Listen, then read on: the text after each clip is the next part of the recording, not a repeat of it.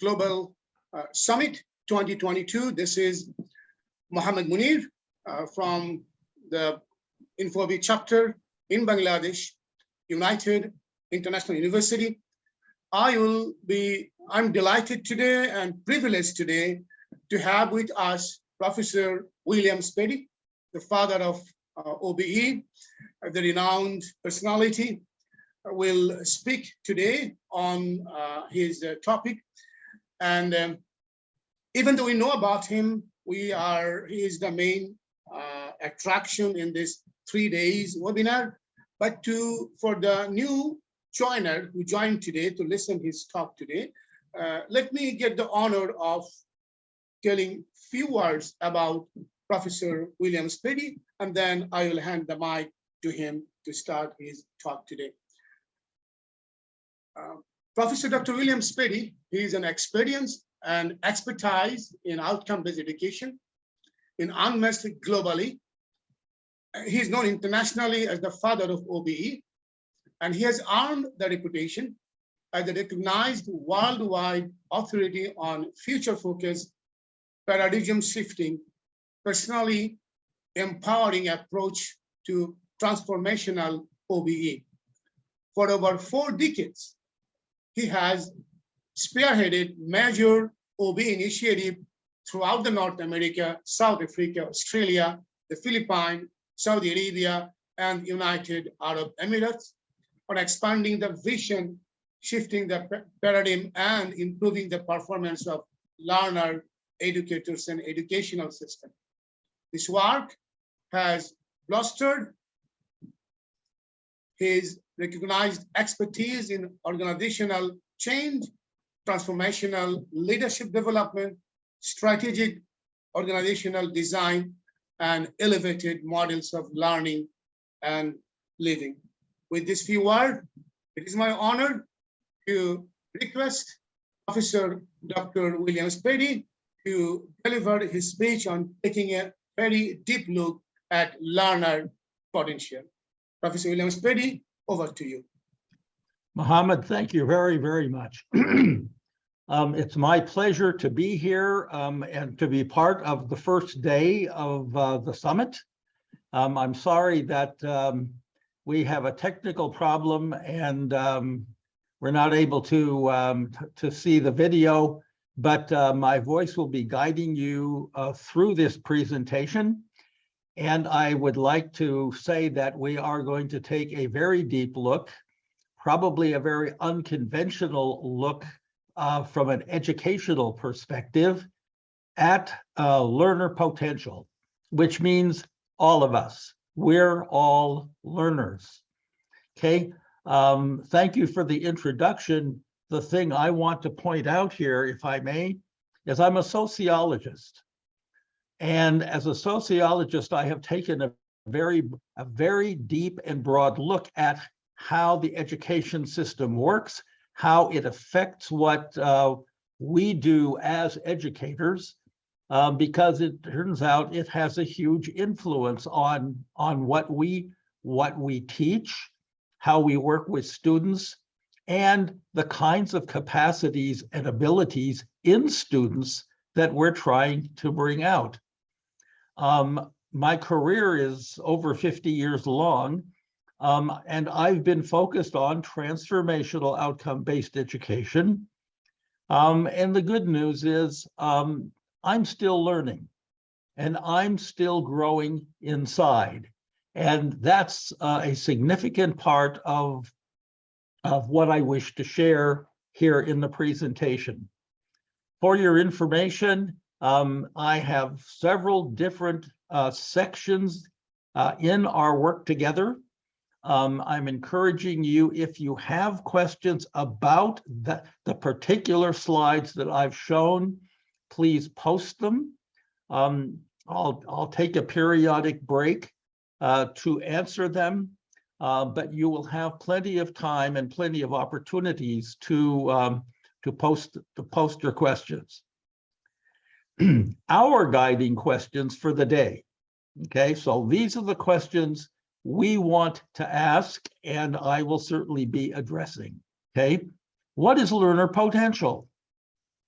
Okay, what do we mean by this term potential? And again, the learner is not just our students, the learner is us. What are the domains of potential? That is, we're going to look at different aspects of potential as it plays out in our lives. Which domains matter most in education? Aha, okay. Not everything does. Which ones matter most in life? And which ones are key to human evolution? So I'm going to ask you to address these questions as we go along, okay?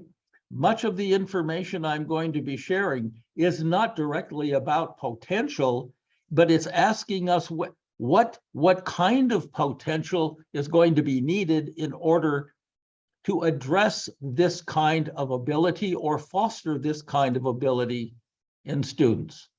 So I've attempted to answer the question, what is learner potential? A very simple answer. Potential is latent. Potential is innate. And what's innate are capacities for us to function and act. Okay? They're awaiting activation. So they're latent, okay? Awaiting activation, they're innate capacities, or they wouldn't be potentials. All right? So what is it that we can do to activate, first identify, then activate these potentials? They manifest, whatever the potentials are, okay? From my perspective, they manifest in 3 domains, which we'll be addressing, and each has 5 dimensions. Now, don't think that we're going to be drowning in some kind of complicated thing. The 5 dimensions I'll make very clear, and you'll see, oh my goodness, it fits in here very beautifully. So let's work with these 3 domains, okay? But that's my preference, and that's how I've organized our workshop. First, I would like you to look and consider some framework that I'm going to provide, but I'd like you to use your own judgment and experience, okay? Note, what are the capacities that are emphasized in education?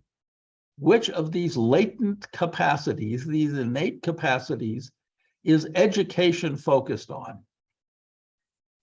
The second domain is basically everything else relating to our functioning in life, functioning in 3D here in our lives, okay? How we perceive things, how we're motivated, how we relate to people, how we respond to things emotionally, verbally, etc. That whole domain, it's a huge domain, but it's different in some respects from the education domain. And the third that we'll be addressing, and this is where our very deep view is going to proceed, is the spiritual and the psychic, the quantum, the intuitive, etc. All of that, all of these more esoteric things are all potentials. They're all part of these latent, okay, maybe very, very latent capacities that we have that are awaiting our activation. So we'll be taking them in this order. I will give you adequate time to consider various questions that I'll be asking, etc. So here are the dimensions. Now, this is the product of the 50 years of work that I've done in outcome-based education. All right. Here are the first 4. Number 1, cognition is one dimensional learning. That is, our thinking brain, our thinking mind is just the first dimension. It is not everything. It's just one of the five. Number two, okay, competence, the ability to do something, that is active doing, active application of our cognition. Number three, context, that is every time you do something, you do it somewhere.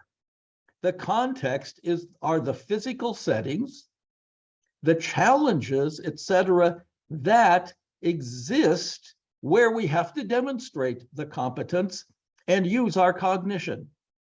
So those three form a kind of fundamental basic core.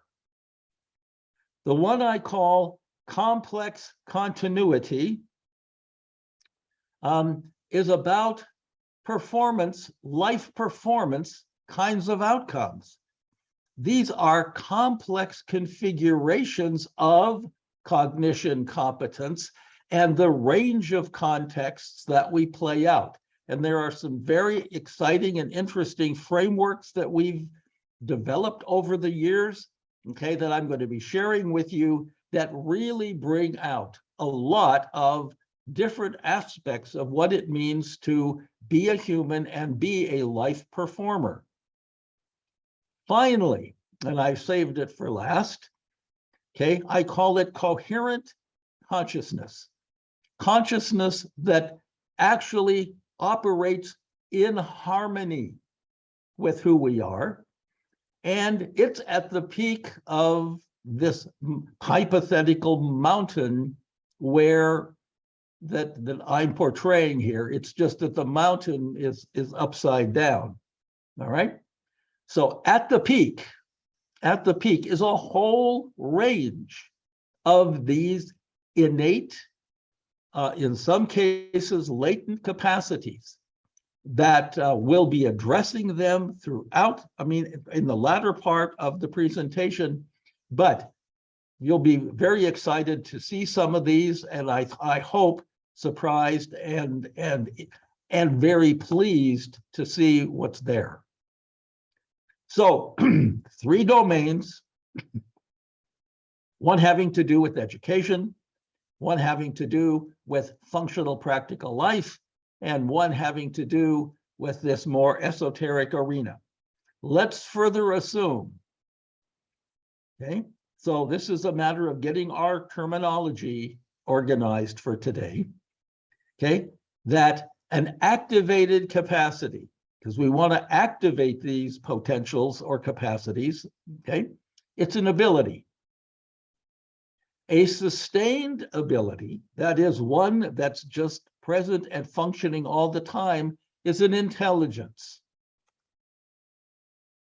There are many intelligences beyond IQ.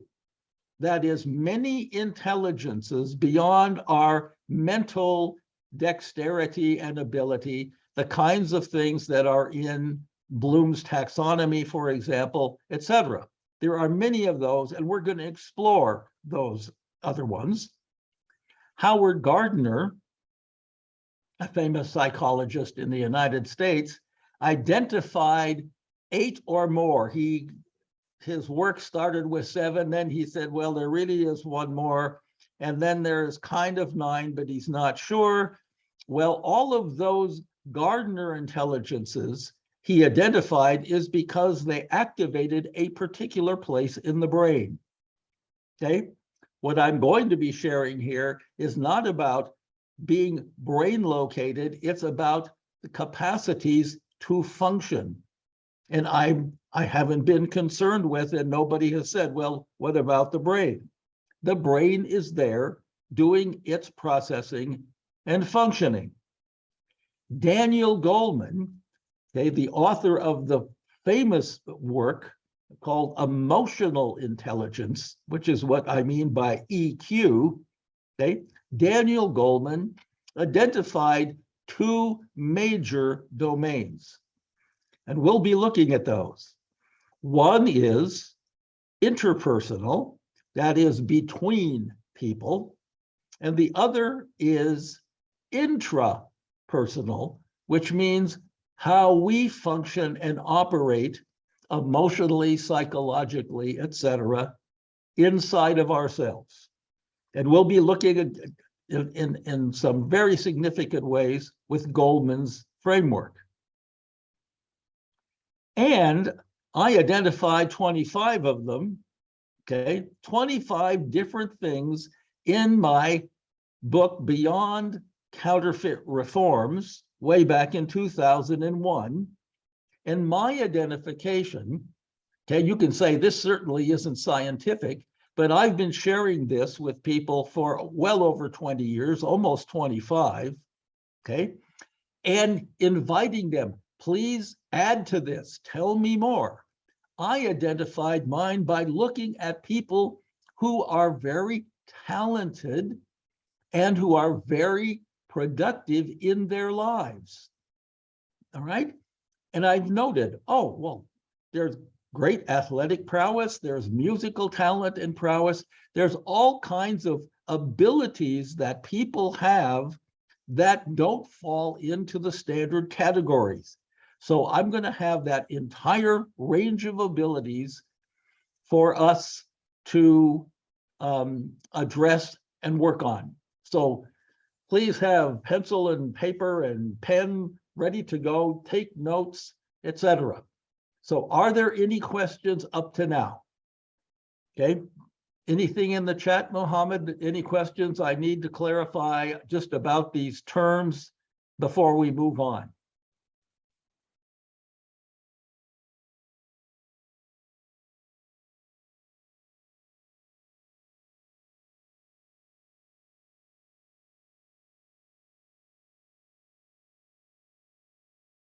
Well, hearing none, I'm going to proceed.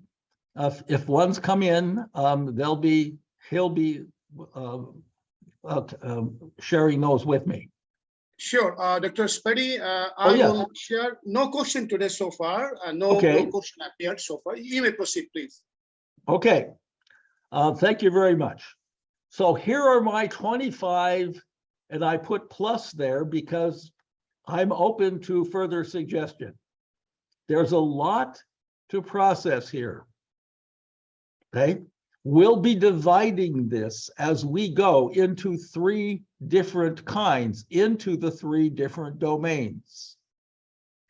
But please take a couple of minutes, look through this and see the range of things. This may be imprecisely expressed, I apologize, but just take a minute to absorb this list. And if any particular ones attract your attention, make note of that. If you see certain ones grouping together, because I've not attempted to do that. This isn't by grouping.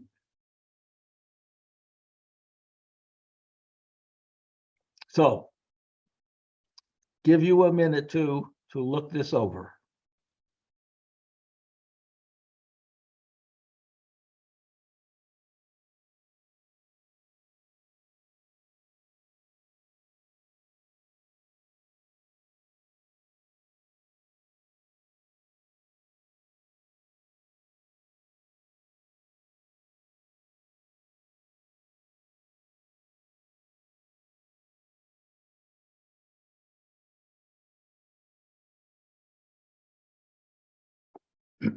Okay, I'm going to move forward with this, and the list is we're going to be seeing this list 3 additional times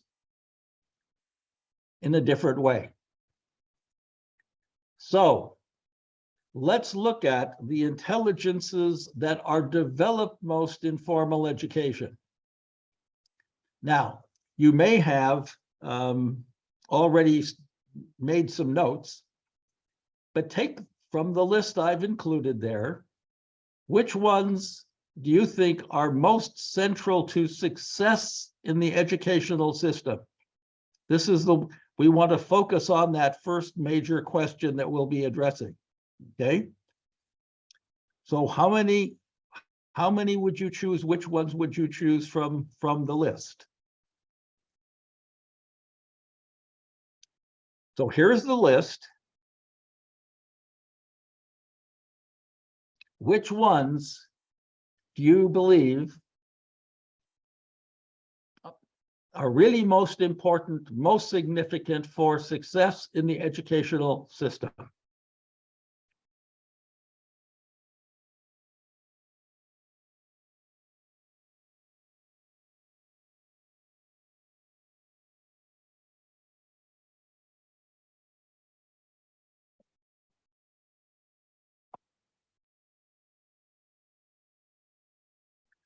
Okay, now, how many did you choose?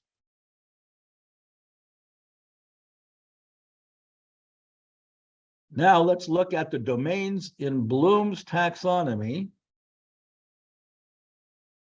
and add to your list if that's necessary.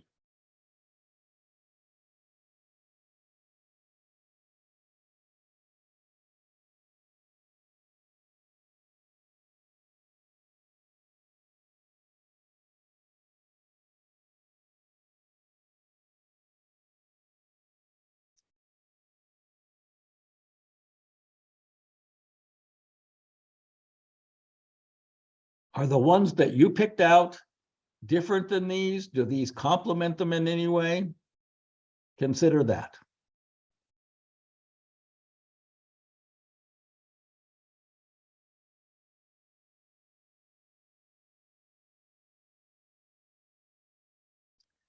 Now, I chose, okay? And you might say, well, I'm very biased, but I picked out 5, and they're the ones in red. I called the first one I picked out recall associative. Well, that's what Bloom basically is calling recall or comprehension, etc. The verbal communicative, very, very important in education. It's absolutely central. It's not per se in Bloom's taxonomy. In that same column, way down at the bottom, mathematical quantitative, absolutely for sure. And that range in sort of that middle and upper range of in Bloom, the logical and organizational. Okay, education absolutely focuses and emphasizes on that. And the conceptual analytical.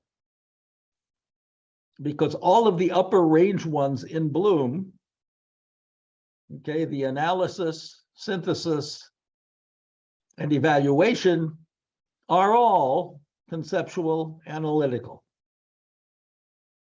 Okay, so those are going to remain, okay, as the answer for the time being to the set that we've created about, or the question about, okay, what about the educational domain? Now, outcome-based education, it compelled and it still compels educators to face 2 fundamental questions. Okay. Did students have the potentials and capacities, the abilities, the intelligences, those 4 things that we've identified? Do they have a sufficient number of those, amount of that, as it were, to accomplish what outcomes would require? If not, what should they do to develop them? Those are the 2 big questions educators have. Okay? Do my students have what it takes to accomplish what I want to teach? And if they don't, what do we as educators need to do to develop those capacities? Now, in 1986, okay, by the way, outcome-based education It got its earliest start with Benjamin Bloom's work, not about the taxonomy, but about a model he called mastery learning. And for 18 years, we treated mastery learning and OBE as the same thing, until we realized mastery learning really didn't have outcomes as we came to define them. Culminating demonstrations. Culminating meant at the end, not everything we do in the middle. Okay, what can students ultimately do? Okay, what can they ultimately do? So the issue, as you'll see here at the bottom of this, how good can the performance get? How good can it get? Okay, cumulative is all of the things, the practices, the learning we do to get us to the end, so that the end is something greater than any of the pieces that precede the end. So the end requires a synthesis. It requires a bringing to integration, a bringing together of all the things we've done prior to that.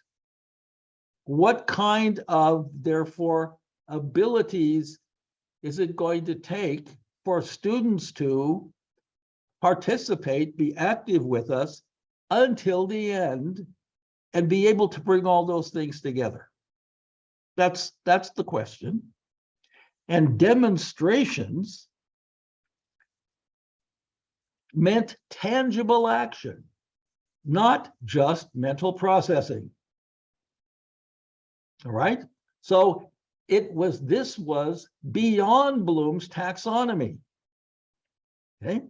It wasn't ignoring it, because we said, okay, when we looked at our 5 dimensions, okay, cognition is the foundational dimension. We need that.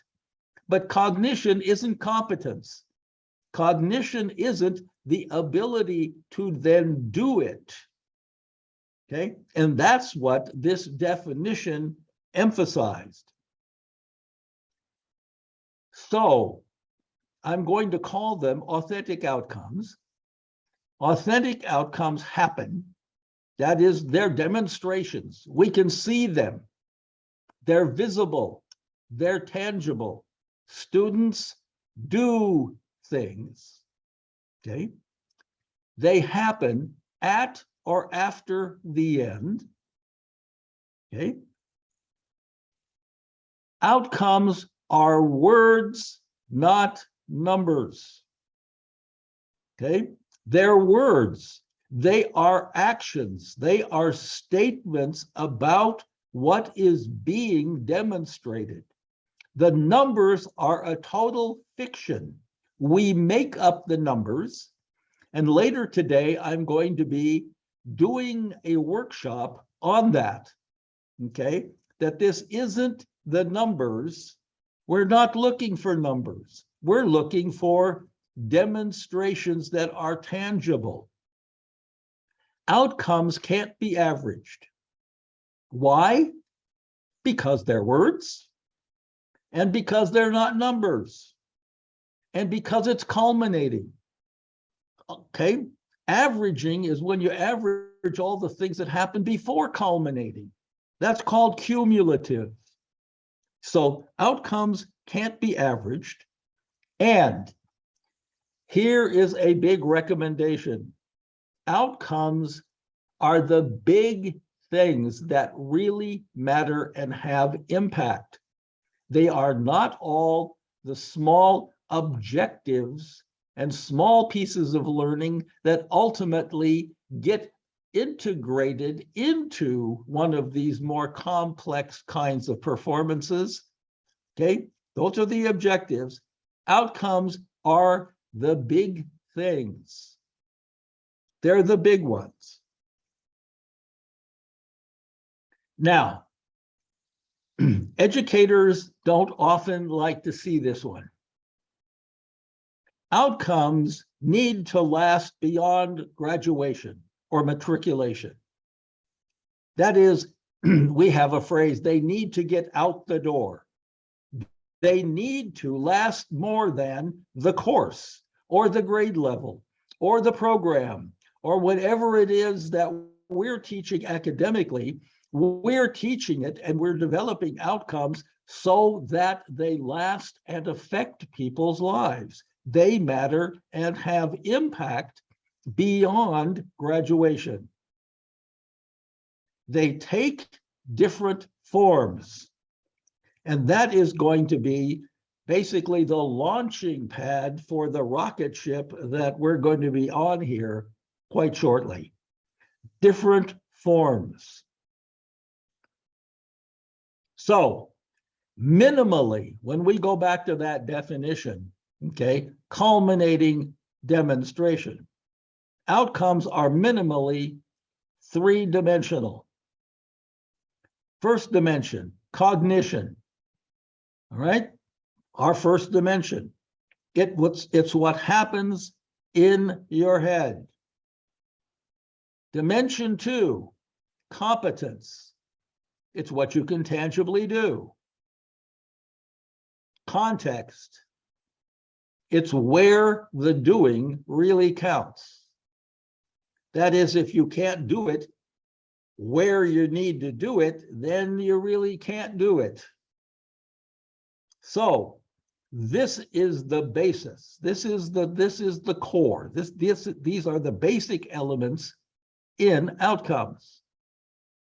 Now, this is going to be interesting. Demonstration take different forms. They take multiple forms.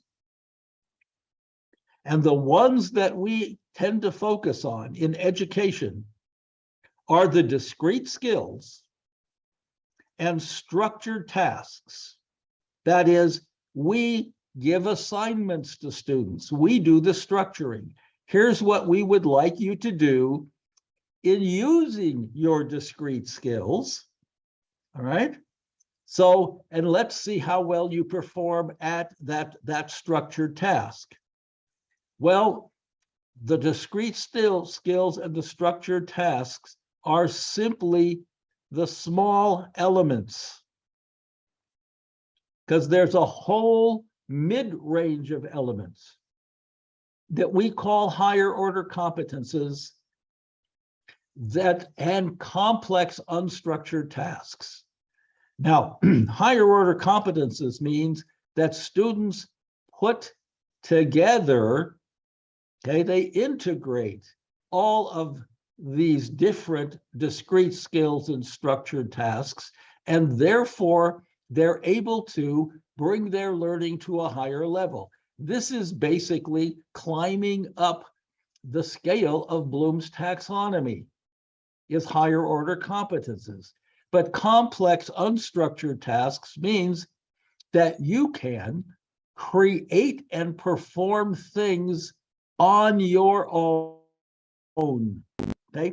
And right there in the middle, even though we have dotted lines in these two other places, all right, right there in the middle is a huge shift from here's what we would like you to do to here's what you can now do on your own with what we have taught you. Because what's at the top, okay, of this, actually a mountain, okay, complex functional roles, something we're going to call performance roles in a minute, okay, and life roles are where we put all of these different capacities and things together. So when we say that demonstrations take different forms, we're talking about the small skills way down at the bottom and the most complex things there are. Life roles, the role as a citizen, as a professional in a career, okay, as a parent, and a variety of other family and community roles that we play, that's where we put all the pieces together and play them out in a functional way.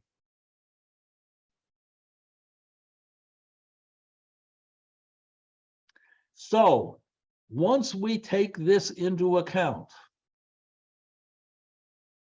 once we realize that demonstrations are not just the things that happen in school, not just the things that happen in classrooms and lecture halls, okay?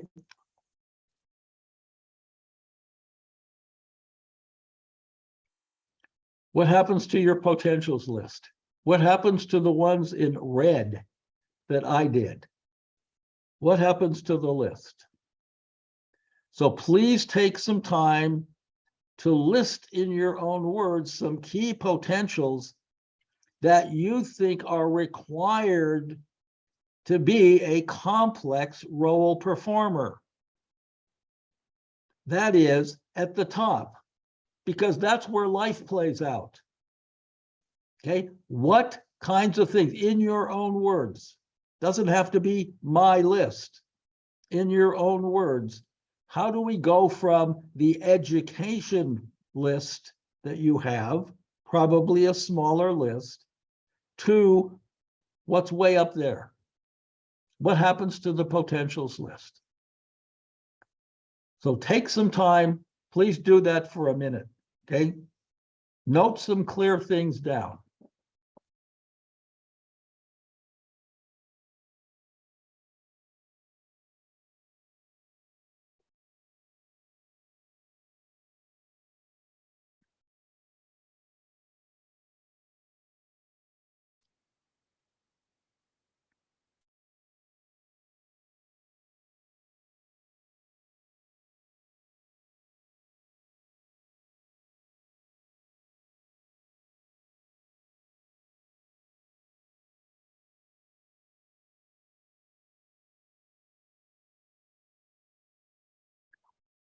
Okay, thank you very much. Well, the complex roles, when I got up there in that previous hierarchy, that compelled me to transform Bloom's taxonomy. Okay, because Bloom's taxonomy was not enough for getting to the top of that mountain of forms. It was not enough to get up to the complex integrated levels.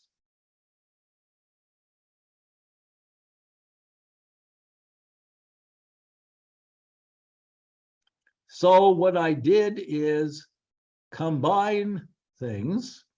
I put recall in with comprehension and application in with analysis, okay? And synthesis and evaluation got combined.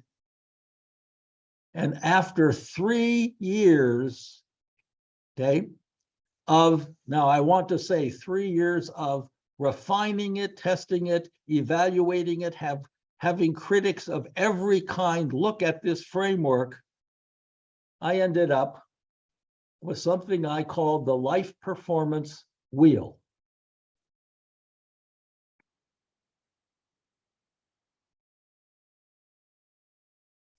This was taking basic, smaller abilities and translating them into the actual functional roles, not the life roles. These roles that we're looking at right now, regardless of where you are here in this, okay? As you go around the wheel and look at the inside, these are what we call performance roles. In a life role, you have to be able basically to do all of these in one form or another, in one way or another. Okay, and the example I love to give, because it's easy to say, well, you know, if you're going to be a famous person and a major leader in an organization, you have to be able to do all these things. Look at a parent. A parent has to do all of these things to manage their household. Okay, so these are very universal. And the 3 years was to perfect, to bring it to this level. And I won't say it's perfect, but to bring it to this level where all of these different kinds of people, including the leaders of big corporations, were saying, these are the kinds of employees we want to hire. And when I heard that, I said, boy, I think we're close. Okay, these are the people who are really going to make a difference in the world. Now, notice the dotted line. Okay, the bottom half of the wheel, the bottom hemisphere, okay, is what comes out of what I generated out of Bloom's taxonomy. These are the cognitive, technical, okay, more concrete, specific kinds of roles that people play. The other ones come from Daniel Goleman. So below the line are applications and extensions of Bloom's taxonomy. Above the line are applications of the interpersonal domain of emotional intelligence. And this can't be done by yourself. Okay? The upper hemisphere is the heart of human relationships. It's interpersonal abilities. And every one of them requires kinds of skills, kinds of potentials, kinds of capacities that get activated. So here's what's missing. Absent from the wheel is the intrapersonal intelligence, the key to inner growth, the evolution of the self, okay, the essence of self-empowerment, okay, all of these things, personal identity, all of that self-concept, all of that is actually not in the wheel. The wheel is a performance wheel. It is a wheel of doing, okay? It is a wheel that satisfies that definition about culminating demonstrations, okay? It's a demonstration wheel. Well, that bottom category is something we're going to be looking at later here in the workshop. Now, the wheel came together somewhere around 1989. Okay, about 3 years after that definition of outcomes, okay, we had the wheel. 2 years later, okay, this is what emerged, and it has changed everything in our approach to outcome-based education ever since. A framework was created by a school district in the United States of performance roles. And I was working with them. We did this together. And when it was done, I was stunned, they were stunned, but there's something really important to share about it. The first thing was, we said, if students are going to be successful when they're gone, out the door, in the future, they're going to need to be self-directed learners. Okay? There's not going to be yet another course out there for them to take every time they need to do something. They need to be self-directed. Okay? And the word who means we need now to identify what it means to be a self-directed learner. What will they demonstrate and show to us that convinces us that they're a self-directed learner? That comes in the next slide. The second thing they said, they need to be collaborative workers. They need to be people who can work well in teams and share and join with others in collective endeavor. They need to be complex thinkers. People who think deeply, people who think critically, people who can put creative ideas together.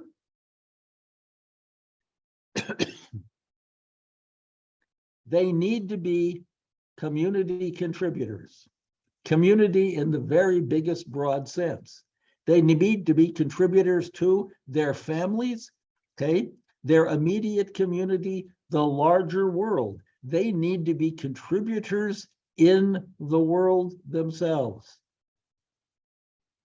And they need to be quality producers. So when this framework came together,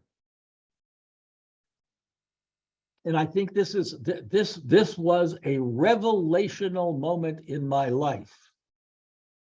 Okay, I was working with a team of teachers, curriculum specialists, officials of the school district, of members of their board of education, major community leaders. They had 40 or so people in this design group that we were working with. And they said to me, well, what do you think of this? And I said, I've never seen anything like this before. Now, that was 1991, because up until that time, everything that had been outcomes for schools, okay, K-12, primary and secondary, in Canada and in the United States, where I had been working, everything was about lists of skills and lists of concepts. They need this kind of concept, they need this kind of skill, this is what it is. All of the stuff was about the curriculum. Okay, I said, I've never seen anything like this. Now, here's what they said back to me. Oh my goodness, now we realize that if you are not a self-directed learner and a collaborative worker and a complex thinker, etc., if you're not those things, you're going to have a very unhappy future. And then they said the words that really rang my bell. Ding! Because it doesn't matter what their grades are in school courses. It doesn't matter what the subjects are they've taken. It doesn't matter what their grade point average is or their class rank. It doesn't matter if they're a boy or a girl, if they're black or white or brown. It doesn't matter.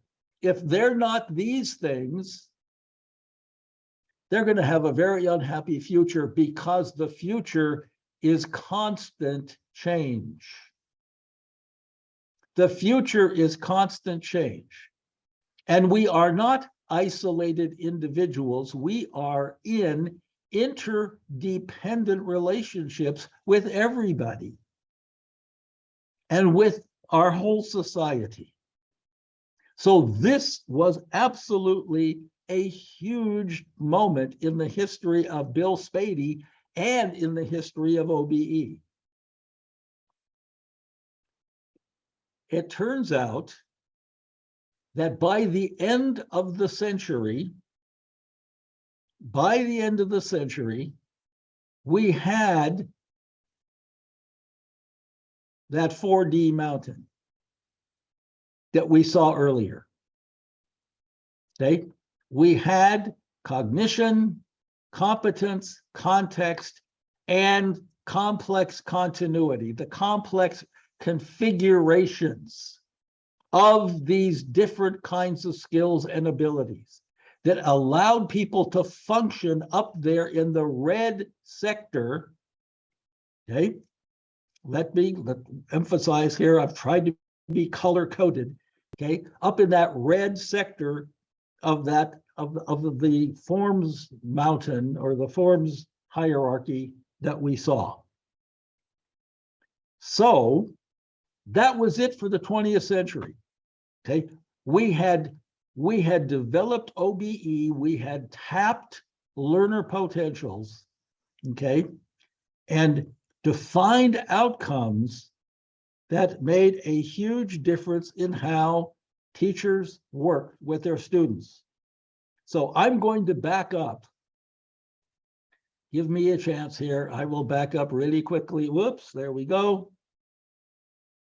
And let's go back to the wheel. This all looks very complicated. This all looks complex. Oh, how are we going to do all of these things? Well, in 1991, at the very same time that the other framework came together, I formed a consulting group, and we were working of teacher specialists particularly, who were working with people all over the United States and Canada. And they, when they saw the wheel, and when we had brainstorming sessions about, so, you know, this is the wheel, and we want our students to graduate with these abilities. They said to me, but you know, if you just change the language and make the language a little simpler, these are roles that children play all the time, young children. This is role playing. And we can do that in classrooms.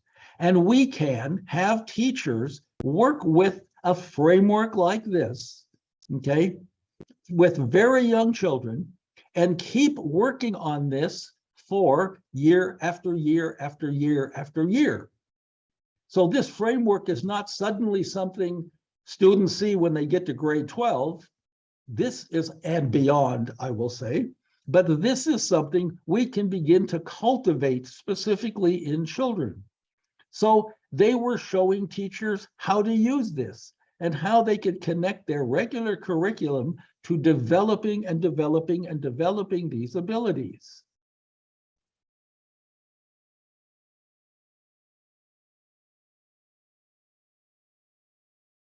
The same for this. At the meeting, when they said it doesn't matter how high your grade point average is, and it doesn't matter the courses, a teacher spoke up and said to me, and said to the group, I'm a second grade teacher. I'm a teacher in grade 2. And sitting next to me is a teacher who teaches grade 12. And until this moment, we have never had anything in common. Okay, I teach kids this sort of thing, and she teaches students that kind of thing, and that's it. Okay, the curriculum separates us.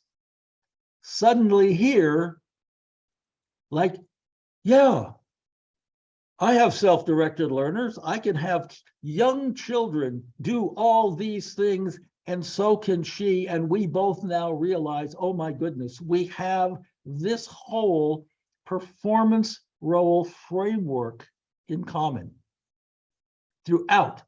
And so this takes us to university, and this takes us to graduate school.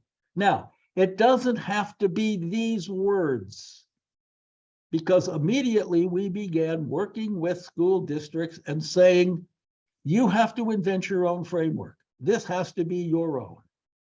Okay? It's not a matter of we're giving you a framework. You have to decide for your community, your students, your people, okay, what kinds of role performers you want them to be. You have to do the qualitative things, which means the self-directed, collaborative, complex. You have to do those words, and you have to do the other words. This is simply an example. So it brought us to this heavy-duty level, and therefore the question is, whoa, what kind of potentials do we need to be developing? Okay, what questions do you have about any of this? Because I'm going to go back to our 25 here in just a second, but what questions have come up? So Mohammed, do you have Yes, do you have yes. any? I mean, any- I've been checking the chat box. Looks like no questions so far. One request, you can please now turn on the video. The technical problem is solved. I think you can the turn on technical video. problem is solved. There I am. Right. Yes, Here I please. am, folks. Okay. Thank Yes. you. All right. Well, then, if we don't have any further questions, can we proceed? Please, please proceed. Okay. Thank you. Thank you. Here we go.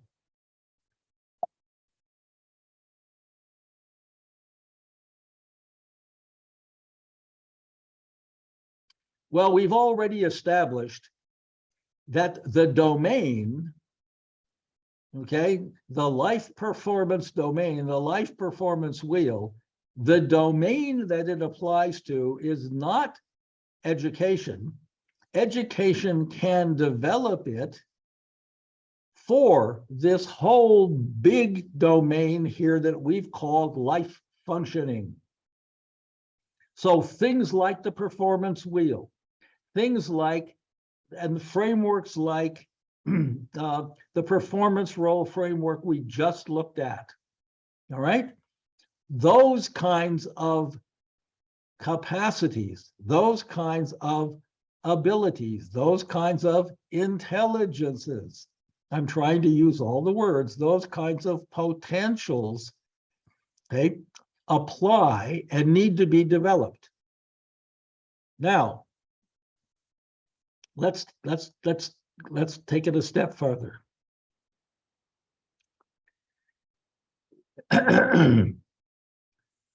In 2007, I brought together a team of brilliant learning psychologists in the United States. Very, very eminent people. And I'm a sociologist. I'm not a psychologist. So everything I learn about psychology and that sort of thing, I learned because I'm a lifelong learner and a self-directed learner. But I brought these people in because I knew we had something in common. And that is that we profoundly disagreed with the direction that educational policy was going in the United States, and it turns out all over the world, about standardized testing. And that standardized testing became the major thing everybody had to worry about and do and focus on, et cetera, et cetera, et cetera. And standardized testing was about only a few of the 5 things that I identified on my list of 25. So I brought these people together, and in a series of meetings that we had over a 1.5-year period, they came up with a framework. What are humans innately and inherently capable of? Okay, that far exceed standardized tests. Well, they innately and inherently, and you can see all the words on the screen as they come up, they explore. They are different. They have different rates of learning, different styles of learning. So anything that's standardized, okay, is standardized for somebody else's purpose, but it's not about human beings. They're born social and they learn socially. And we are learning that now. Oh my goodness, have we learned that with this COVID pandemic? Children, okay, have been kept home from school because of the contagion and the danger of the disease, et cetera. But they were desperate to get back to school to be with friends and colleagues and learn socially, not just to do friendship things, but to be in the environment of other people, developing that interpersonal relationship that's at the top of the performance wheel. They learn and create throughout life. I am old. I won't tell you how old, but I'm old. And I am learning and creating throughout my life, literally day by day, day by day. They use all their senses to learn, not just their eyes and their ears. All right. And in fact, if you really want to develop learning, you do it in a multi-sensory sort of way. And I've learned that in the last couple of decades. Okay. They are capable of managing their thoughts and emotions. And we're going to see a very interesting framework about that coming up here shortly. Okay. They can manage their thoughts and emotions. They transcend their perceived limitations. They can do better than they think with the right support. They only think they can't do things because people tell them that. Okay? So they can transcend their perceived limitations. They have a powerful intuition and imagination. Oh my goodness, are we going to talk about that? A powerful intuition, etc., which we ignore in education, unfortunately, because we want everything to be rational and logical. They appreciate and create beauty and harmony. They access and use their inner wisdom. We all know, we have a phrase over here. I shouldn't say we all know. We have a phrase over here. Out of the mouths of children come great wisdom, because children haven't been conditioned to think about everything the way we've been conditioned to think about it in order to function in our particular cultures or communities or societies or families.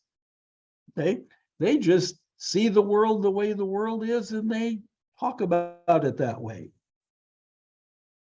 This was developed by a group we called ourselves the New Possibilities Network in 2007. Again, these were outstanding learning psychologists here in the US that put this together. I was the only outlier in the group. I was the renegade sociologist.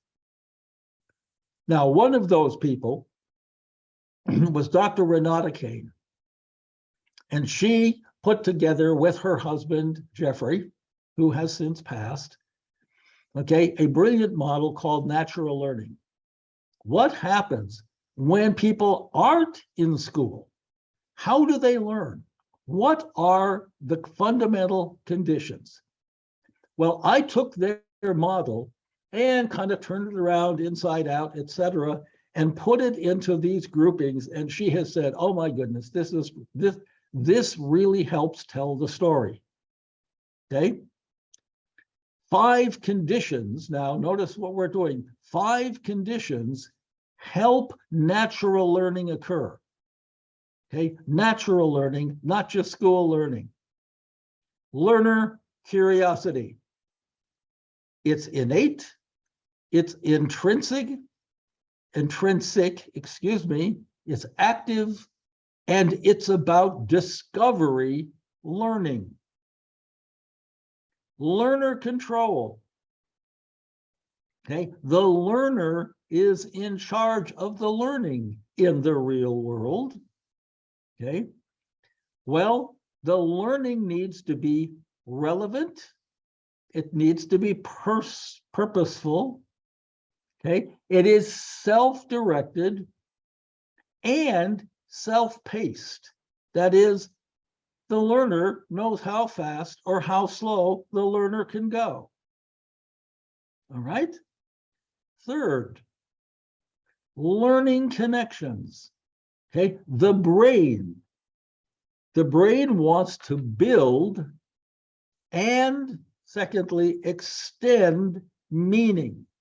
Anything that we experience and encounter, we want to put into the framework we have created of meaning so that it has relevance. Okay. It's multimodal, which means it's both right brain and left brain. And it's reflective. It thinks about, okay, the brain thinks about, well, what does this mean? And how can I use this, etc., in my experience? If it's not that relevant, okay, and it doesn't build meaning for me, I'll dismiss it. Learning challenge. This is fascinating, okay? Learners like to learn novel new things. Now, it's very interesting because people resist change enormously. Yet, okay, boy, they're curious, and when something new comes around, they absolutely jump on it, okay? Challenge needs to be engaging. It needs to be appropriate in terms of complexity and maturity of the learner. And the learning challenge needs to be validating in terms of who am I, okay? And how am I growing and how am I improving? All right. And the final set, learning context. The context is social, role-based. There we are, role-based and social. It needs to be an affirming context, an affirming social situation, and non-threatening. And everything about the standardized test regimen that we and other countries are imposing on young children, okay, it's all threatening. It's the teacher is going to be fired if your test scores aren't up, we'll close down the school. I mean, school districts have done these completely unreasonable, ridiculous things about test scores. Okay. Here is a picture of natural learning. Okay. Bravo, Kane and Kane. Wow. Look what's happened to our list. Every one of the colored items applies to our functional intelligence. Every one of the colored ones. So I've included the school ones because they matter too. All of these. Okay, so we have radically expanded our view and our picture of what's relevant, what's possible, what's practical, okay? What are intelligences and fundamental capacities, potentials, etc., that people use.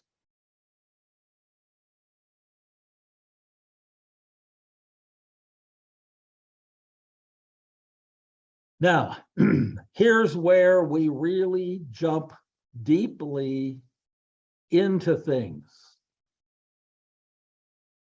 Self-direction. Remember, self-directed learners. Self-directed learners. Curious learners, self-directed learners, etc. Okay. They want to learn. They're self-directed. Is it relevant and purposeful? They're active discovery learners. Okay. Those kinds of learners, that opened the door for us in OBE. It opened the door to a universe of self capacities. That is when we really look at the self and what are the capacities in the self that get developed and get expressed, okay? It goes far, far, far beyond, okay, conventional educational stuff. To me, the most important one, okay, the triggering one, is self-empowerment. Now, my understanding of empowerment is it's all about self-empowerment. We don't empower anybody, they empower themselves. We simply create, excuse me, the conditions that allows empowerment to surface. All right. Self-empowerment is when I stand up and speak up and say, this is what I really want in my life. And that opens the door then to self-awareness of who I am, what my capacities are, what my abilities are, who I am, etc., and allows me to begin to explore more and more and more of what's out there for me in life. I'm going to discover new things. Okay, this is all part of what's in the natural learning model I just showed you. Okay, so you take self-empowerment plus self-awareness plus self-exploration and self-discovery, and you get to a very, very deep capacity and potential. And it's called self-regulation. Now, self-regulation has become extremely popular in the world of competitive world-class athletics and below. Self-regulation is about breathing deeply, going into almost a meditative state, okay? Allowing one's whole process of the active brain, bringing all of that down, etc. And what results is the ability to function much more clearly, much more alertly, much more positively, etc. Okay? This is all possible. These are all inner potentials that we have. But self-regulation is absolutely critical. Now, this next one is unreal. It turns out that Dr. Bruce Lipton and his research work in epigenetics is showing that the more positive self-regulation we can do, the more we can feed our cells, the cells in our body, with positive energy, okay, positive thoughts, calming, loving, harmonious energy. The more we can do that, the more we stimulate the functioning of the cell. Okay, he's a geneticist. Okay, and delay, this is the point, delay the normal rate of cell division that any cell undergoes. All right, now we all know the cells in our body get replaced. Some kinds of cells sooner than others, but they all seem to be on kind of a time clock. Okay, this kind of cell, well, okay, maybe every 3 years, and this one so much, etc. He says if we can slow down the cell division rate, we can live longer because the cells live longer, the cells are healthier, the cells are more vibrant, etc. His work, Dr. Bruce Lipton, I've learned an enormous amount from him and his colleagues about these capacities. Which brings us to the ultimate bottom line of self-realization. Who are we really deeply as human beings? What are the capacities that we have? Have we been hiding them? Are we truly realizing them and embodying them in our life experience? So self-empowerment, okay, the key to this means waking up, showing up, speaking up, standing up for what you want in your life. Because you are the cause, the agent, the energy, the power behind your life's events. Now, that gets into a slightly esoteric point, which we're going to examine later, but you are the participant in life. You are making your life happen. Now, boy, when I learned this many years ago, I couldn't believe it. No one makes you do anything you don't choose to do. Everything is a choice. If you're fully self-empowered, everything is a choice. Nobody makes you do something. Okay, they can say, well, you do this, or I'm going to hurt you or punish you or do whatever they want. All right, it's you can choose whether you're going to be willing to do one or the other. So nobody makes you do anything. Nobody can change your life or improve your life for you. You have to decide to do that. Okay, they can create the conditions that allow that to happen, but you're in charge of your life. Only you can empower yourself. Okay, there's the lesson. Okay, we educators, only we can empower ourselves. We can create positive, encouraging, supportive conditions for our students to empower themselves, etc., but only if we step away from some of the conditioning that we've all been exposed to. So, self-empowerment is a 4D, fourth dimension, okay, the fourth of our dimensions. It is a bridge, and what you don't see there because of my picture is 5D. Okay, self-empowerment is a bridge to that. Self-empowerment is a power from within paradigm. So is 5D. Okay, what we call coherent consciousness. It's a power from within paradigm of inclusion, acceptance, spontaneity, okay, in which our personal sovereignty, our personal uniqueness, our personal inner development are highly valued.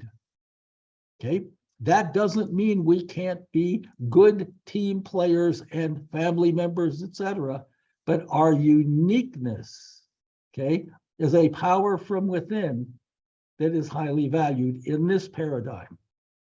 It fosters social cohesion. It honors norms of deep introspection, okay, individual expression, and contribution. It is my wording for this to audiences all the time is these are the kinds of people we want the world to be filled with. Okay, this is what human evolution is about living harmoniously in this way. Humans who seek attunement with all of life, which means nature, it means other people, they resonate with this 5D self-empowerment paradigm. Now, there's another bridge, and this came in our OBE work. Okay, we call it the 5 C's. These are ideals. These are ideals that people hold about what humanity is when it is expressing itself in the most positive way. At the center is our perceptive consciousness, okay? But we want people to be creative, and we honor expansive creativity in the children. It's part of the natural learning model we just saw, okay? Willing collaboration, willing teamwork, unique competences, not everybody being competent at the same time, and a deep compassion and caring for the environment, for each other, for social relationships, etc.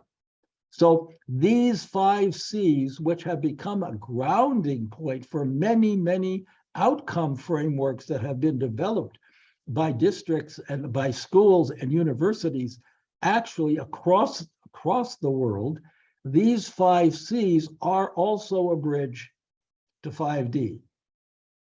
All of those kinds of things are expressed. Everything that I've shared so far are expressed and put together in and integrated in my book, Outcome-Based Education's Empowering Essence. It's available online. Okay, it's available through Amazon. It's in downloadable form. I wrote it and it got developed in 2020. Okay, but all of these kinds of things, if you want further reference, they're there. So, any questions? Have any questions come in? No, Professor William Spady, did not receive any so far. Okay. Do you like to? We have. You still have 35 minutes to go till we. Oh, sorry. We started 8. Yes, still have 35 minutes to go. Yes.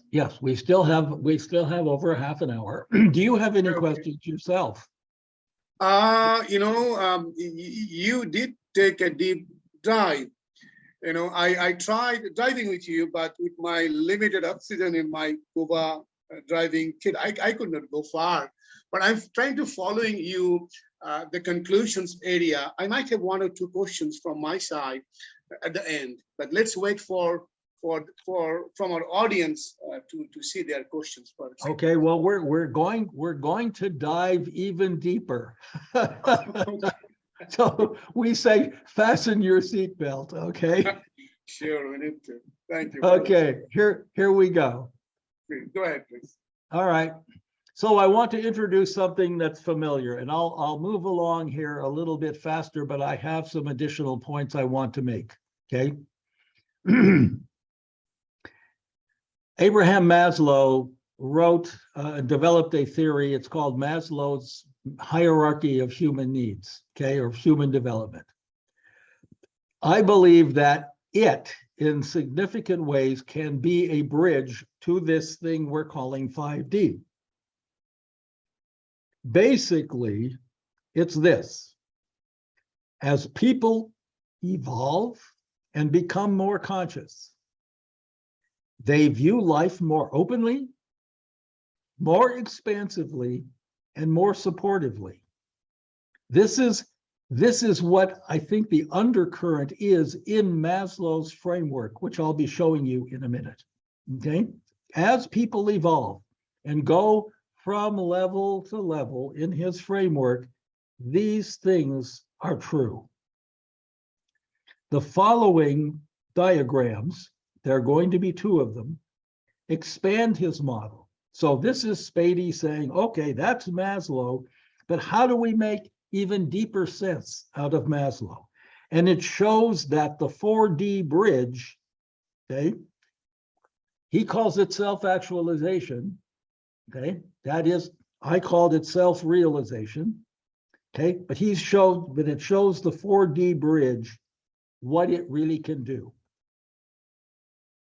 So here is Maslow's model, okay, as modified by Bill Spady, okay, and this is this gets us into all kinds of things which are coming up here. All right, so I will deal with this quickly. Humanity exists here in the 3D, in our 3D world. We see objects, ourselves, etc., all as separate. So in that view about our physical, biological view of existence, okay, it's called a separation paradigm because we see things as different. Now, here's the Maslow model, okay, inside of the triangle, okay, inside the triangle. These are Spady's words. Some of these are Maslow's words, but I try to just have everything be the S words.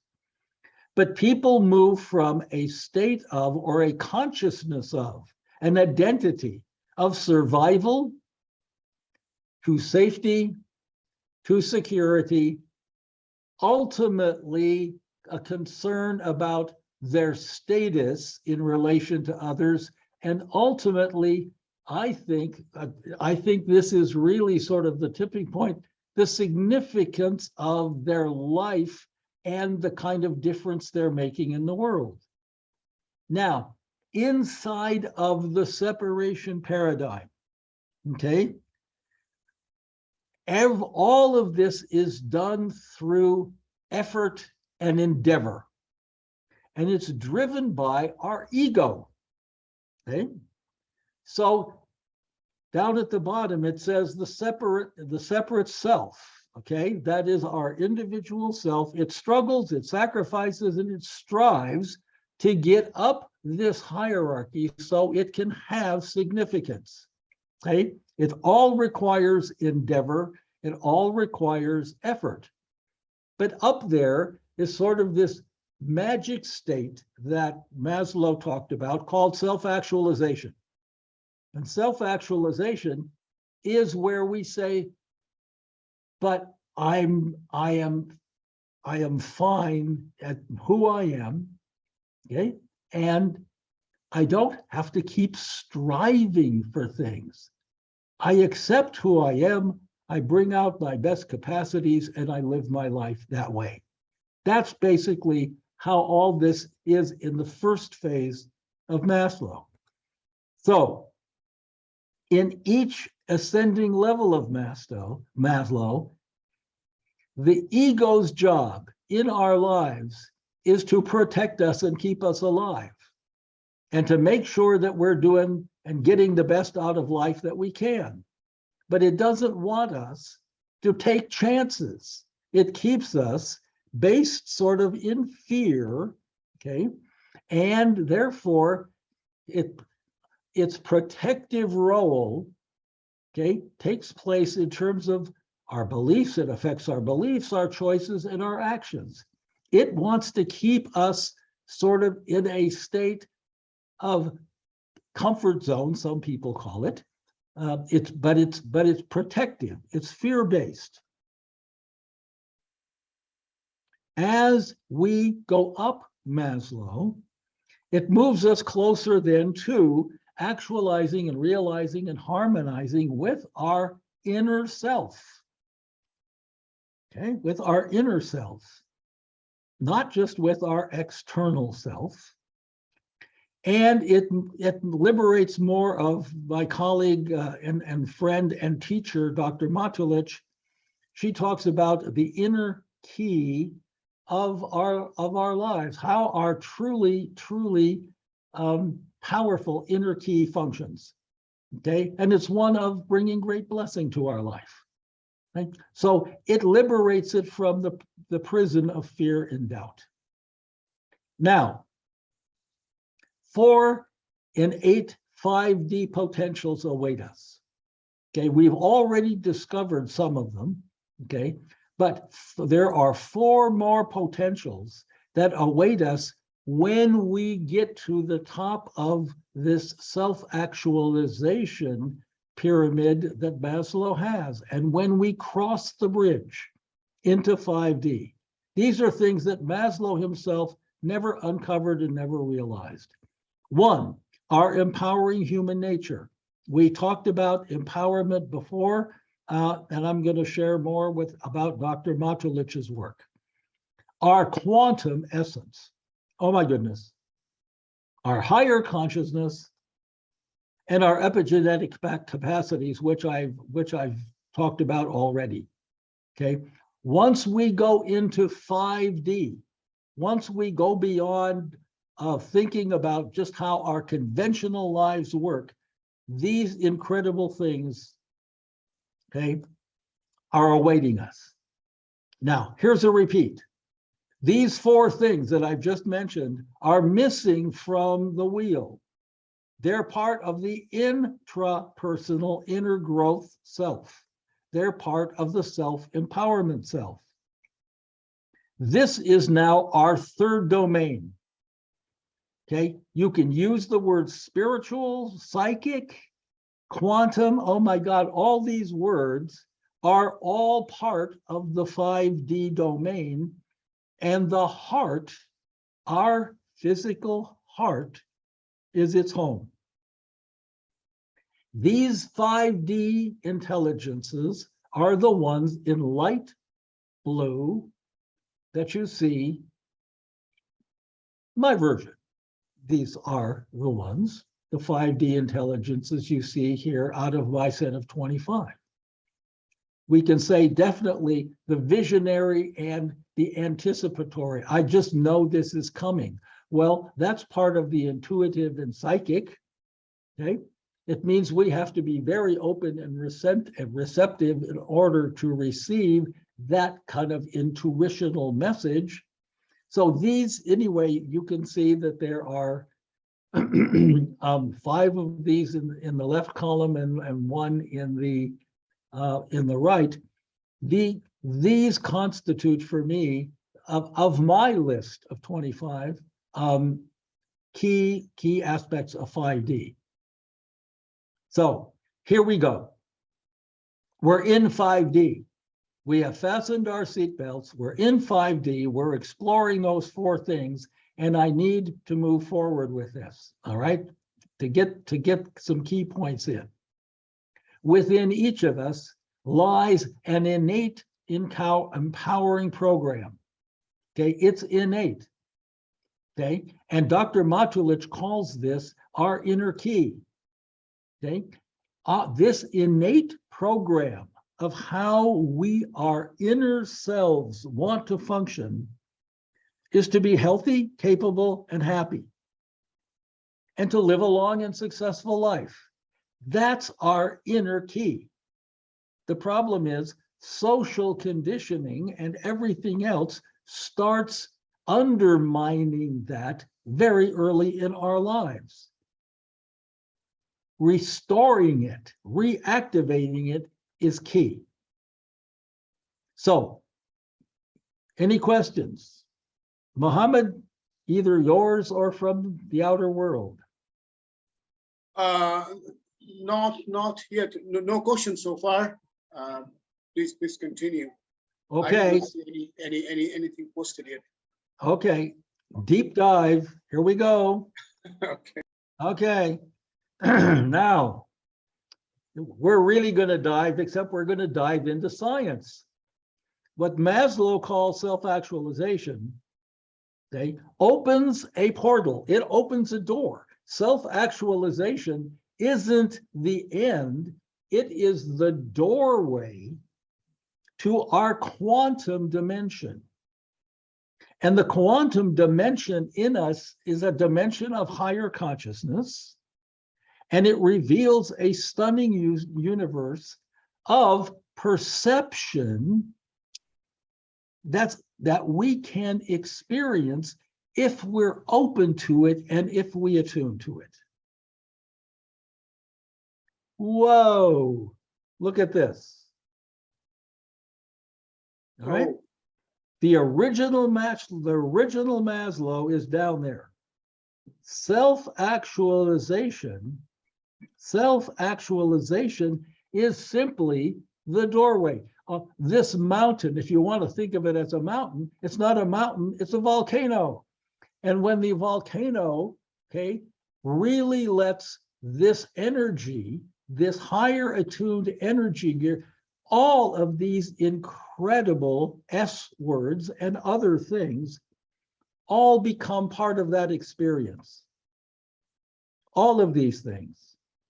So this is not about the cognitive mind. This is not about doing. This is not about achieving. This is about sensing. It's about going into silence and stillness. It's about simplicity. And it's about synchronicity and synergy, because more when we go there and we attune to these higher frequencies, as it were, more and more and more of that goodness that Dr. Matulich is talking about, more and more of that comes to us. Now, all of this may sound like Spady has gone crazy, except This is all what science has shown us as well. This is a shift, a mega shift in science that that those of us who are better educated in science are familiar with. It's from the orderly structured physical Newtonian universe. Okay. Sir Isaac Newton, okay, his universe, what he understood the universe to be and created was a physics that was about the distinct measurable phenomena in the universe. That has shifted. It's called quantum, but I'm going to call it cosmic also for a reason. It's a fluid, unified, continuously emerging and evolving. It's not static in fixed patterns. It goes like this, an evolving quantum cosmic field of energetic potential. It's a field. It is not particles. It is not waves. It's a field. It is everything in everything. Okay? And that's what's sometimes hard to grasp. It is everything in everything when it's a field. Okay? Just like the ocean is not separate drops of water. The ocean is the ocean.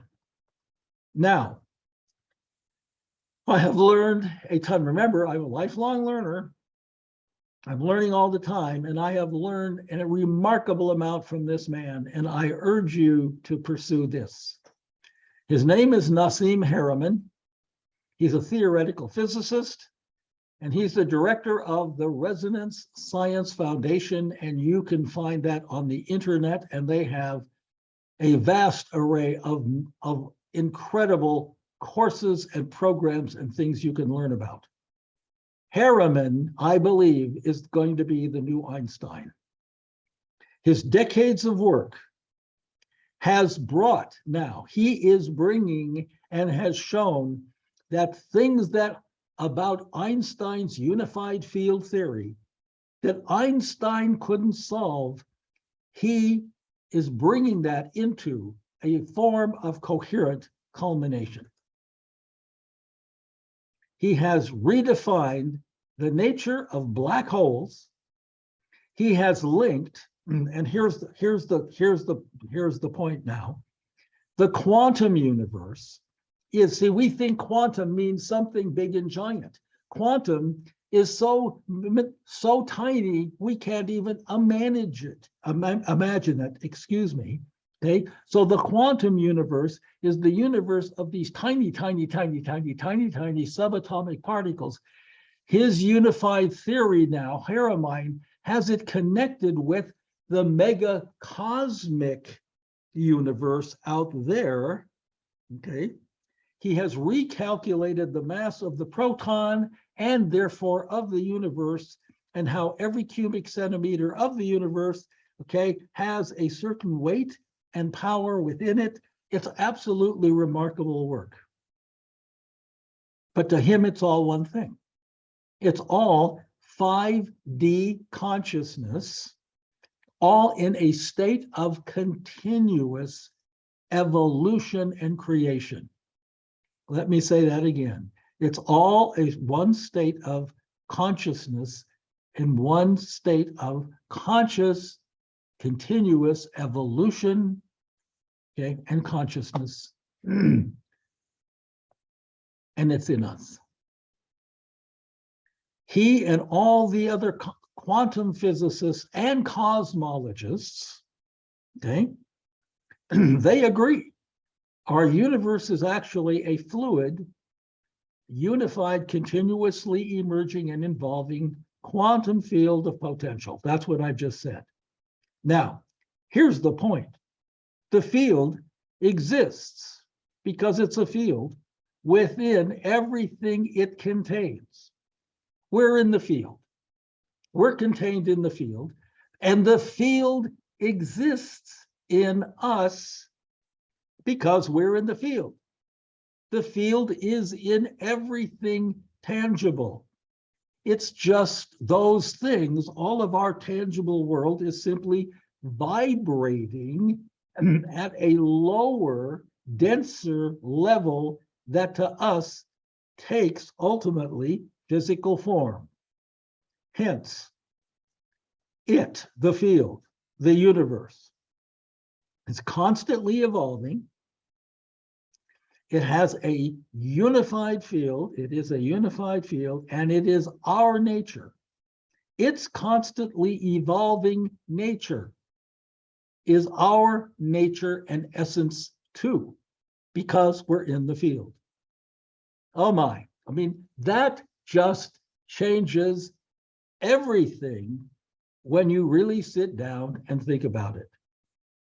Dr. David Hawkins developed a scale of consciousness. This predates, this is totally different, except it integrates his scale of consciousness, which relates to Dr. Matulich's inner key.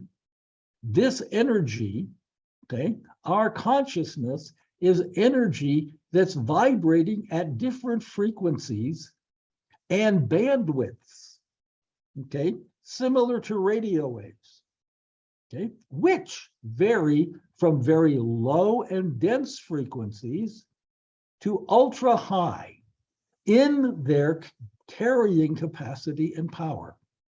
Let me say that in real simple language.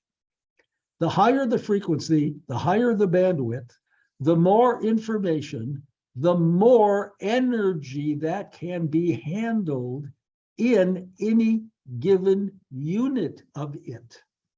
All right? Now, we are beings of that energy. We are electromagnetic beings. Oh my goodness. According to the science. And like magnets, we are transmitters of energy. That is, we transmit in our words, our voices, our thoughts, our actions. We're transmitting energy out into the field. And at the same time, like magnets, we're attracting energies to us that resonate the way our inner being resonates. That sometimes can be pretty unpleasant, and sometimes it can be absolutely splendid. But we attune to the frequencies in the way we live, the way we think, our state of mind, our state of consciousness.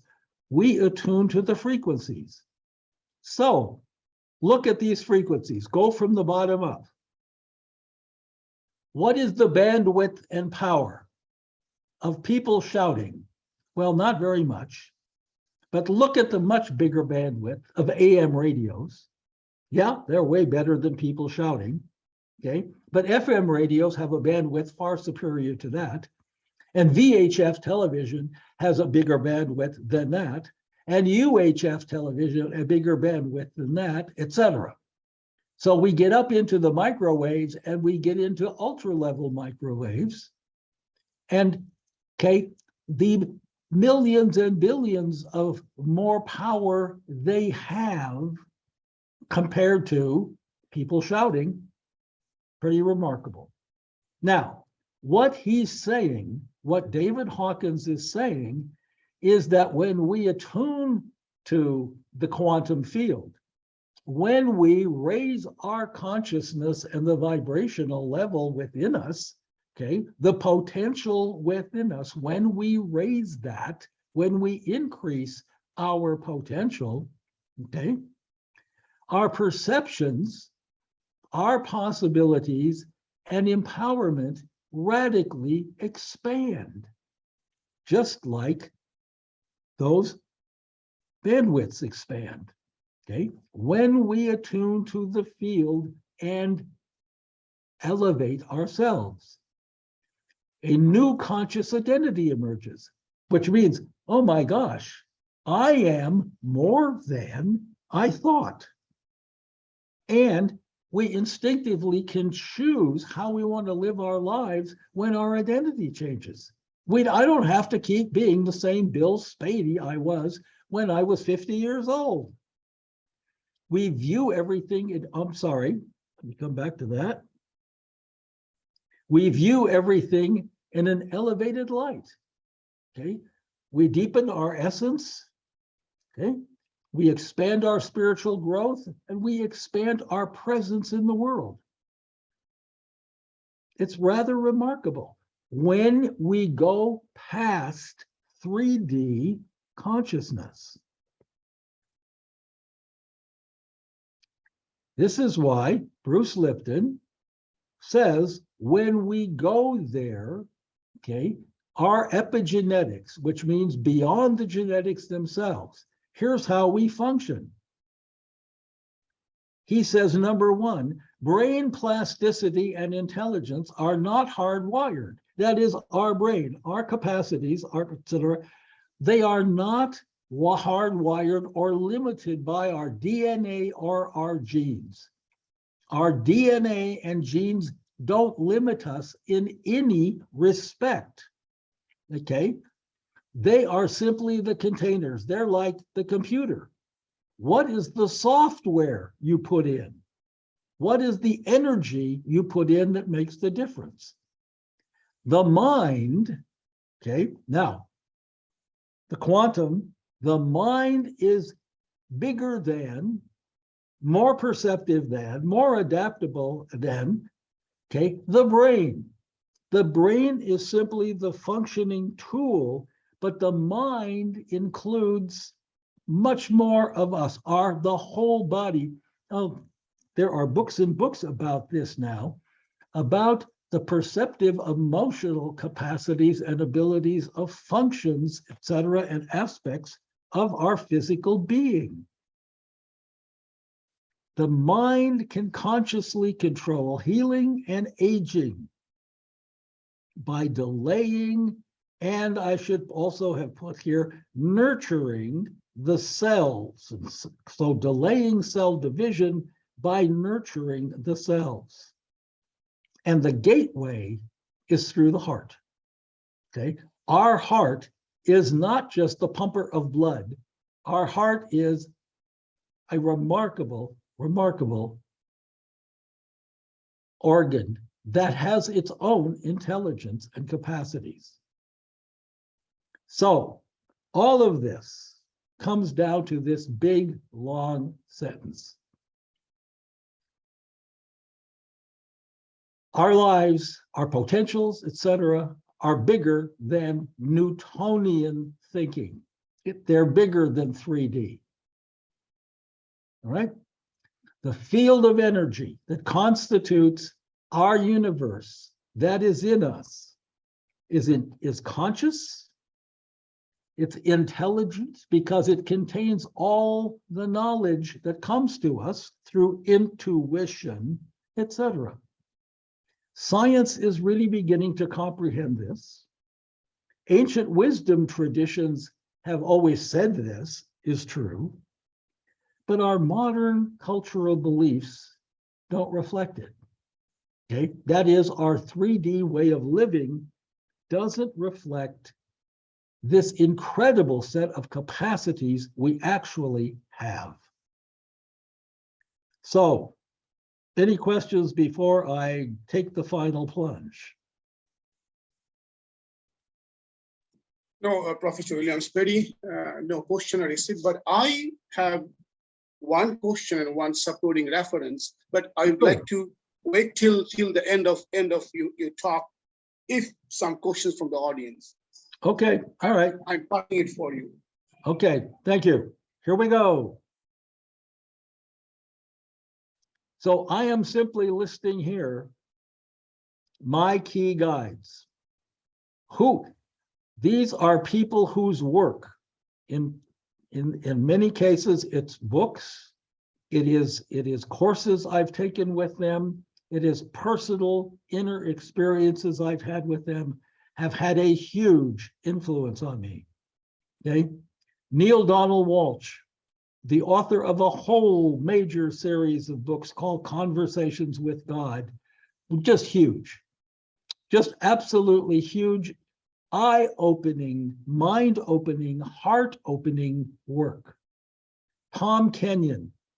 Oh, by the way, all of these people you can find on the internet. Tom Kenyon, okay? Remarkable sound healer and channel, okay? And he channels, oh my, here we go, higher beings out there that are our ancient ancestors from whom we've evolved, but these conscious beings are with us still. And he channels that work. Hey, Dr. David Hawkins, I didn't talk about a major aspect of his work, which is his consciousness scale, okay? The things we saw that was sort of parallel to the radio frequencies and bandwidths, is a process called kinesiology, okay? And kinesiology tells us that our inner being knows the answers to things if we would only tap its incredible wisdom, which is not in the brain, it's in the soul. It's in the soul. And I use kinesiology all the time in facing various kinds of issues, asking for very simple kinds of information and clarity if I need it, etc. Dr. Matulich, who I talked about, is a neurofeedback genius. And what I've learned from this woman over the period of a little over a decade has been absolutely remarkable. Absolutely remarkable, the capacity she has opened up in me, etc.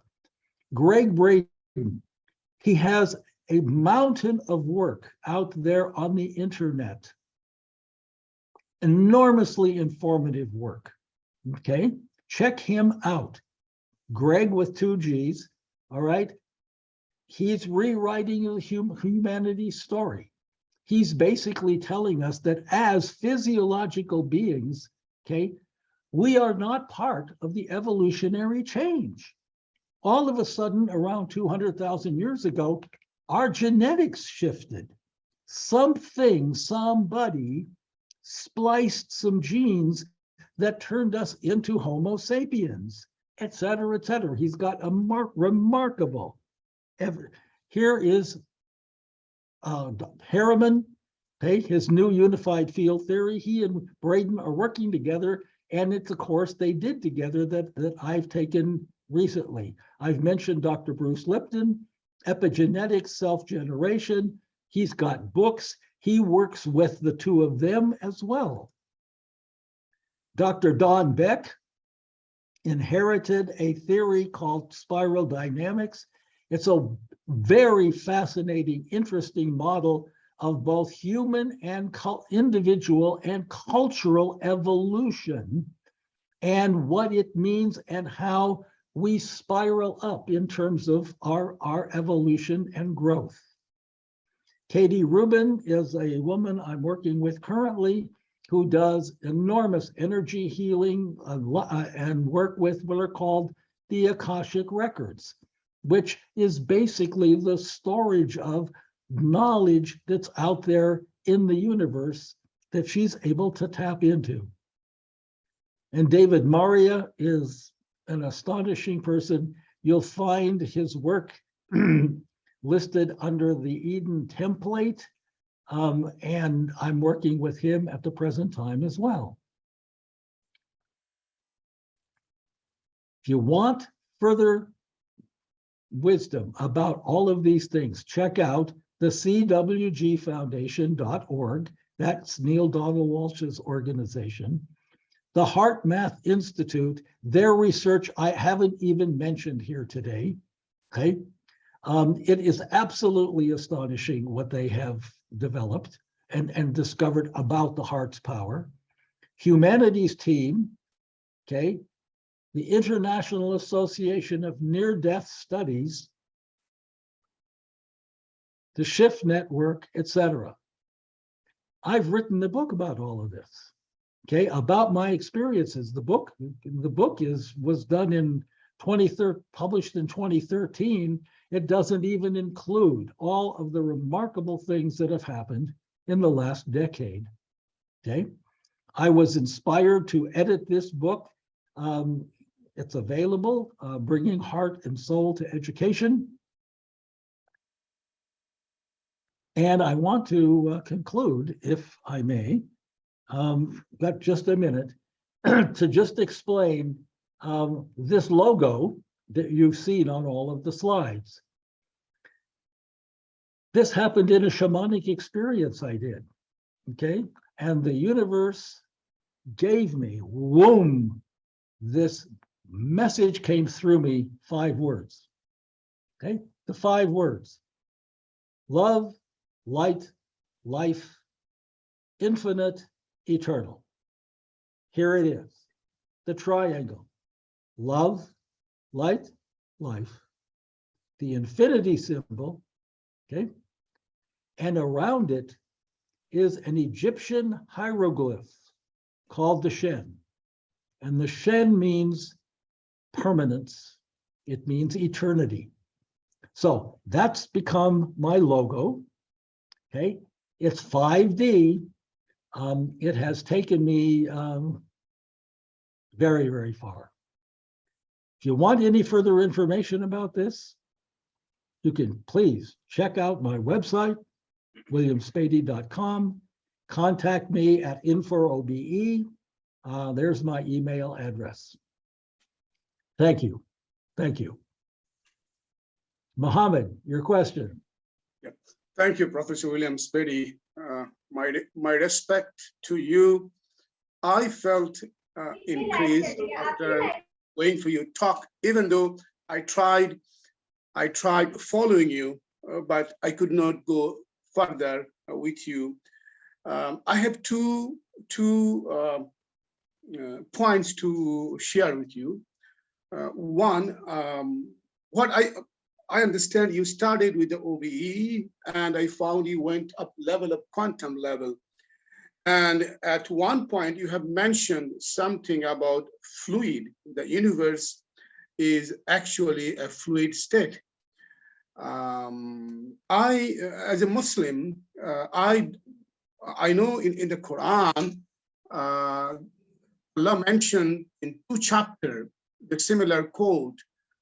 In chapter number 21, and Allah said that it is who created the night and the day, and the sun and the moon, each of them floating in an orbit. Another reference in the Quran, in chapter number 36, verse number 40, Allah said, neither can the sun overtake the moon, nor does the night precede the day. Each of them is floating in an orbit. Just one reference I'd like to share it with you. And I have a friend, he's a physicist, worked in NASA JPL lab for 5 years. While I was listening your lecture, and at the later part of your slide, I did share it with him. He's in New York now. He's my school friend, but very scholarly person. The most, research person I know among my friends. I did share some of your slide, and wonderfully, he commented 2 lines. I would like to share it with you, and then I say goodbye from my side. Okay. I did share your slide of quantum fluid and quantum field and another one, and he said that, yes, his point is that the only explain that we are unable to explain it the way it is actually is. And he said that, well, the way NH, I don't know what is meant by NH is explaining, is the assumption, I think Nasser Haramein, is the assumption of thing at the most general form, the formlessness state at the quantum level. And he concludes that, my friend concludes that everything is probabilistic, everything is possible. So that's the 2 lines from him. Because Yes. I was trying to, yes. yes. Yes, I absolutely agree. See, everything is possible because everything, when you get down to that quantum level, everything is formless. Okay. Everything is formless. Everything is simply energy functioning at levels of coherent vibration. And the coherence is what creates the physicalness that we observe. We are 99.9999% space. Okay? We are, I mean, it seems impossible to us, but we are space. Okay, we are energetic potentials, okay, waiting to do something. And I'm saying, let's do something great and exciting for the world. Okay, let's stop operating according to all the conventional rules of whatever it may be. Let's be the creative, amazing beings that we really are. That's the bottom line lesson. Be empowered.